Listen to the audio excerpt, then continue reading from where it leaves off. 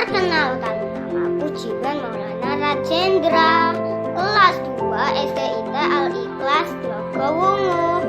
Gambar bercerita hitam putih kali ini menceritakan kegiatanku selama pandemi COVID-19. Selama aku di rumah, aku belajar dengan sistem daring.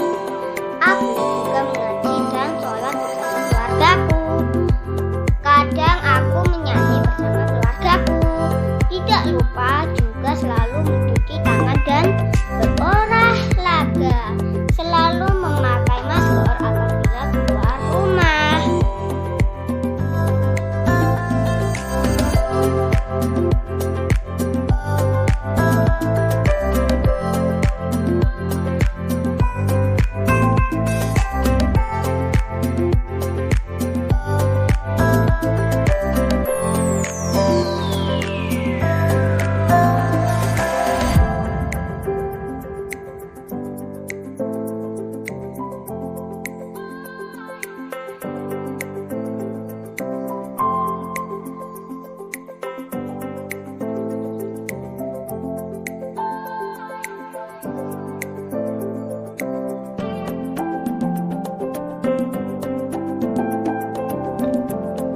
Gambar ini menceritakan tentang kegembiraan setelah usai pandemi COVID-19.